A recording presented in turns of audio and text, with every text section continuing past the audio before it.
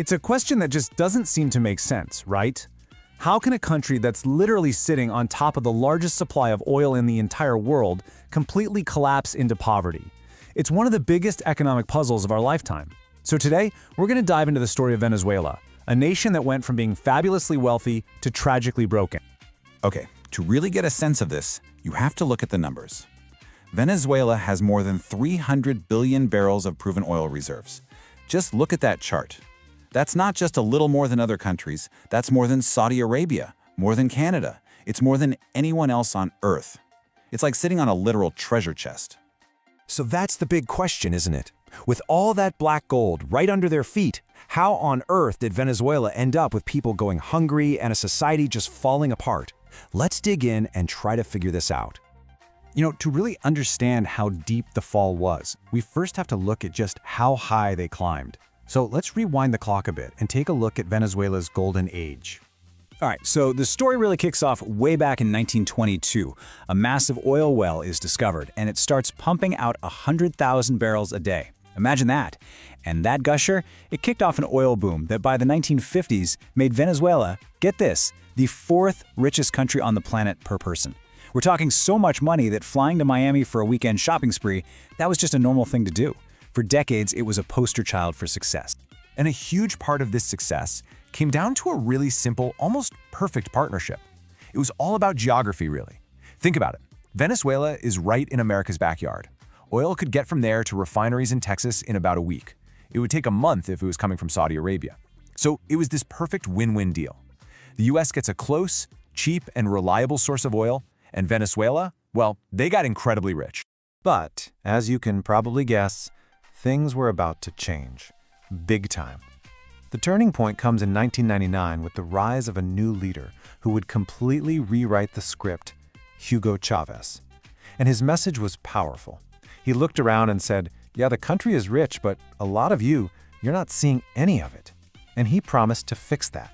And one of the first and biggest things he did was tear up the old oil deals. Before, it was a pretty standard 50-50 profit split with the American companies who built up the industry.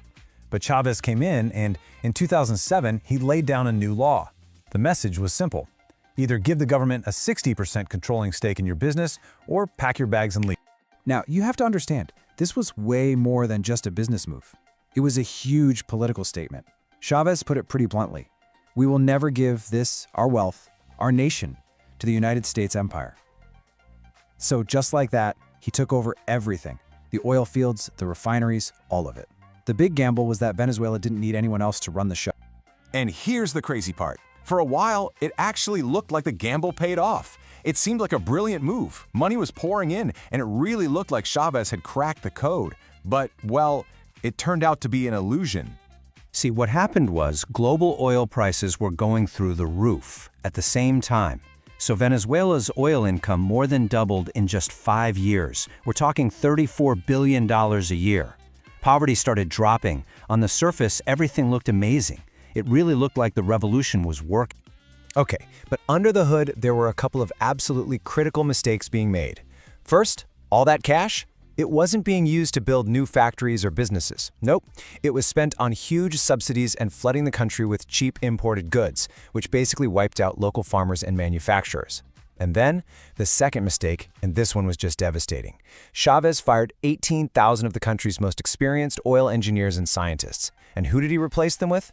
Political supporters who, frankly, had no idea what they were doing. And the result of that? An absolute catastrophe. I mean, without the experts, the complex machinery just started breaking down. Refineries failed. And oil production, the one thing the entire economy depended on, it just collapsed. The country that was swimming in cash was now drowning in debt. So, let's fast forward to today. You'd think a country in that much trouble would kind of disappear from the world stage, right? But that's not what happened. Venezuela is still a super important piece on the global chessboard, and here's why. The first reason is all about a very specific kind of oil. Venezuela has tons of something called heavy crude oil. It's exactly what it sounds like, thick, dense stuff.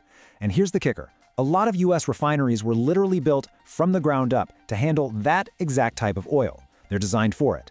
So to run at their best, they really need it. So if you break it down, America's continued interest really comes down to 3 big things. Number 1, as we just talked about, that super valuable heavy crude oil. Number 2, strategic minerals. We're talking huge amounts of gold, diamonds, and coltan. That's the stuff you need for smartphones and electric cars. And number 3, it's pure geopolitics. Because Venezuela and the US are on bad terms, other players, China, Russia, Iran, have stepped in. And from the US perspective, that's a rival influence you don't want in your own backyard. So, after all that, what are the big takeaways from this whole incredible, tragic story? Well, it seems to boil down to 3 really important lessons about how wealth, power, and economics actually work. Lesson number 1, you can't just hand out money and expect to solve poverty. It doesn't work long term.